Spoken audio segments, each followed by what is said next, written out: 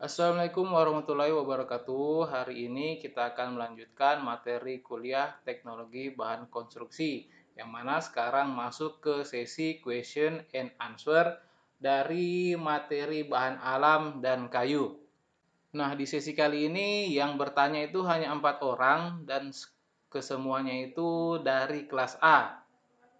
Saya tidak tahu mengapa kelas B tidak mengajukan pertanyaan, tetapi mudah-mudahan untuk kelas B dan juga kelas A sudah banyak mengerti tentang materi yang telah saya bawakan sebelumnya, yaitu materi bahan alam dan juga kayu. Oke, langsung saja kita lihat pertanyaan pertama dari Rahmat. Pertanyaannya adalah, apa saja jenis-jenis cat dan bahan pengawet yang biasa digunakan dalam dunia konstruksi, serta cairan apa yang digunakan dalam proses perendaman kayu sehingga kayu dapat tahan lama? Oke, jawaban dari saya. Ini pengantarnya dulu. Fungsi dari pengawetan adalah untuk meningkatkan ketahanan kayu dari organisme perusak kayu seperti serangga dan cendawan, yang mana nama lainnya adalah jamur. Nah, saya masuk ke pertanyaan dari Rahmat.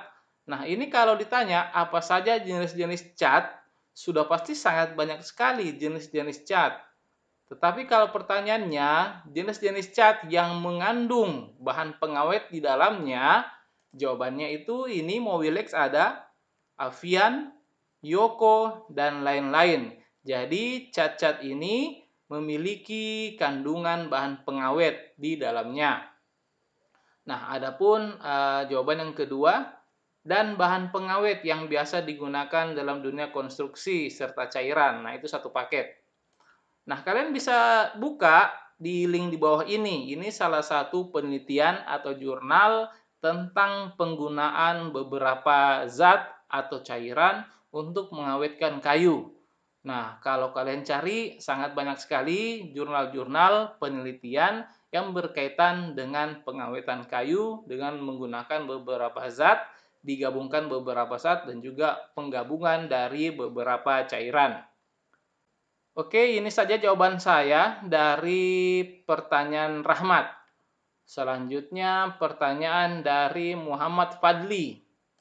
Pertanyaannya adalah dia 2 nomor.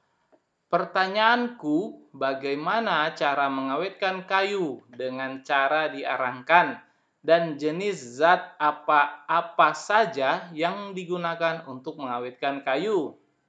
Pertanyaan yang kedua, bagaimana caranya kita mengetahui jenis tanah yang mana bagus untuk bangunan yang besar? Karena sebelum kita merancang bangunan, kita harus mengetahui jenis tanah tersebut. Apakah tanah ini cocok untuk bangunan tersebut? Jangan sampai tanah ini mudah longsor karena tidak bisa menahan beban bangunan. Oke, pertanyaan yang bagus sekali dari Muhammad Fadli. Nah, untuk jawaban yang pertama, diarangkan yaitu dikeringkan dengan menggunakan arang. Pasti kalian sering melihat orang lagi membakar ikan. Nah, membakar ikan itu menggunakan arang, apakah dari arang kayu ataupun dari arang kulit kelapa. Jadi menggunakan arang untuk pemanasnya, bukan menggunakan api. Ketika menggunakan api, sudah pasti akan gosong kayunya sehingga menjadi arang. Jadi arang digunakan untuk alat pemanas, untuk mengeringkan kayu. Nah, apa sih yang dikeringkan? Bukan dikeringkan, tetapi dikurangi kadar air yang terkandung di dalam kayu tersebut. Nah, itu dia jawaban untuk yang pertama. Sementara untuk zat-zat apa saja yang digunakan untuk mengawetkan kayu, tadi sudah saya jawab di pertanyaan sebelumnya, yaitu pertanyaan dari Rahmat. Oke, langsung saja ke pertanyaan yang kedua. Bagaimana cara mengetahui jenis tanah? Oke, jadi jawaban nomor 2, yang pertama, untuk mengetahui kekuatan tanah dapat melakukan pengujian CBR, yang kepanjangannya California Bearing Ratio. Prinsip pengujian ini adalah pengujian penetrasi dengan menusukkan benda ke dalam benda uji. Dengan cara ini dapat dinilai kekuatan tanah dasar atau bahan lainnya. penetrasi yaitu dimasukkan ke dalam. Nah, ini CBR salah satu untuk mengukur atau mengetahui kekuatan tanah dasar atau bahan lainnya.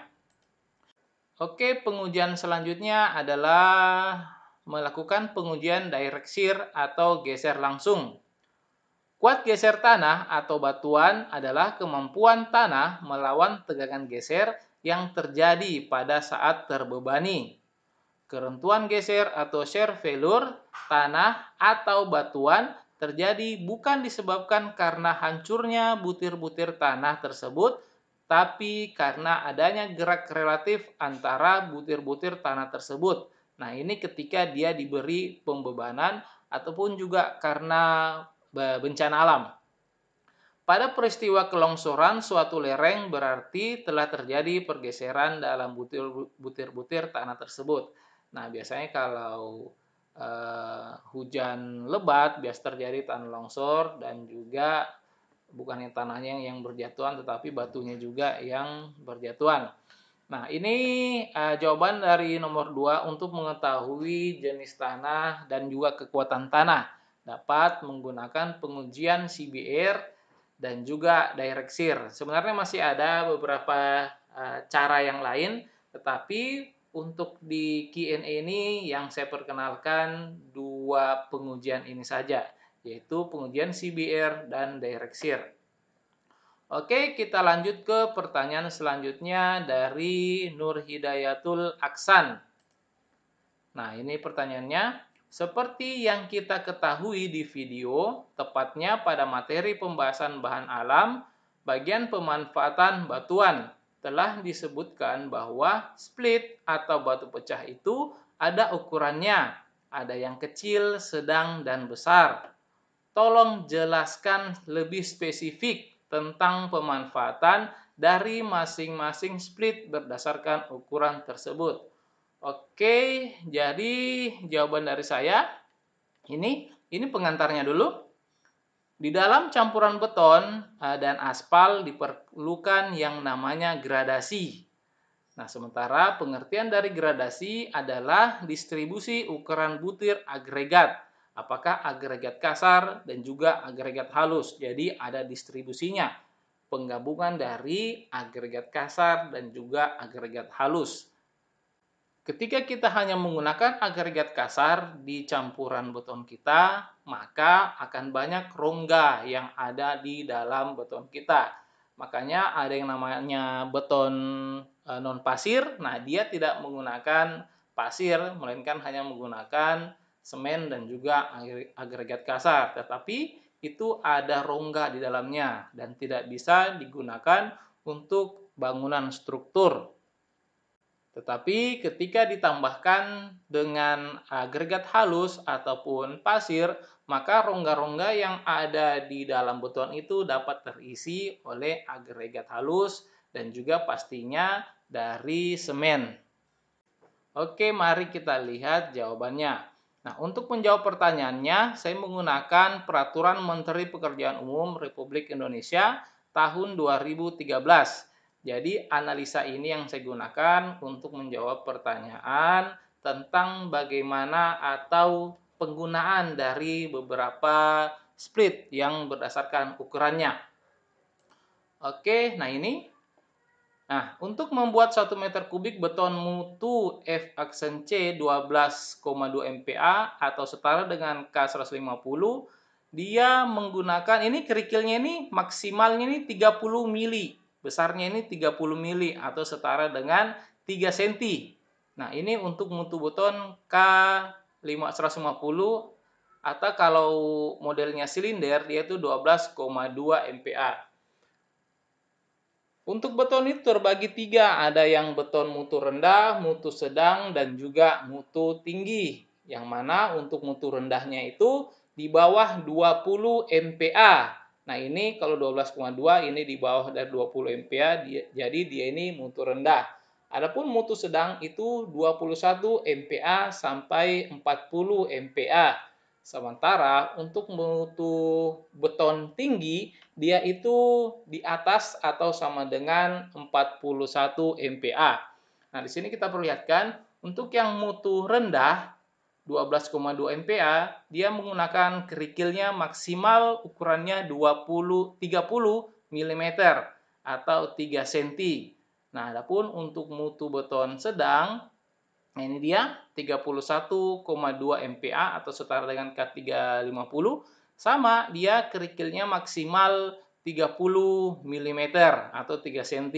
Tetapi ketika kita mau membuat mutu beton sedang dan tinggi, biasanya kita menggunakan yang namanya admixtur atau bahan tambah karena untuk mendapatkan mutu beton yang kita inginkan. Jadi untuk penggunaan split di mutu rendah dan mutu sedang, saya tidak perlihatkan mutu tinggi karena sama saja modelnya. Dia itu kerikilnya itu maksimal 30 mili. Nah, ingat, ini maksimal berarti bisa di bawahnya, tetapi tidak bisa di atasnya. Bisa menggunakan 20 dan lain sebagainya. Bisa juga dikombinasikan, ada yang 30 mm, ada yang 20, tergantung daripada job mix design yang telah didapatkan. Oke, ini untuk di penggunaan kerikil split batu pecah di beton. Nah, bagaimana kalau di pekerjaan aspal? Nah, ini dia untuk bahan ACWC, yaitu ini aspal ya, aspal concrete wearing course. Nah, ini kalau nanti kalian pelajari aspal, ini adalah ACWC ini adalah bagian yang paling atas atau yang paling halus lah, paling atas atau lapis aus namanya. Lapis aus di urutan aspal. Di bawahnya itu ada, di paling atas itu ada ini ya, ACWC. Terus ada yang namanya tekut, itu kayak apa namanya? Aspal cair yang kalau kalian lihat di jalan lagi pengaspalan, ada yang menyemprotkan aspal cair. Nah, itu ada dua. Aspal cair itu ada dua. Ada namanya tekut, itu adalah lapis resap. Nah, ada juga namanya prankut. Prankut itu adalah lapis resap pengikat. Nah, untuk yang tekut, dia berada di bawah ACWC, yang mana ACWC ini adalah lapisan yang paling atas atau lapisan aus. Di bawah dari ACWC ada tekut, di bawah dari tekut ada namanya ACBC. Di bawah ACBC ada yang namanya prankut. Nah, di bawahnya prankut ada LPA dan juga LPB. LPA itu lapis pondasi atas, yang di bawah lapis pondasi bawahnya, LPA, LPB. Nah, untuk lebih jelasnya kalian bisa lihat sendiri urutan dari susunan aspal.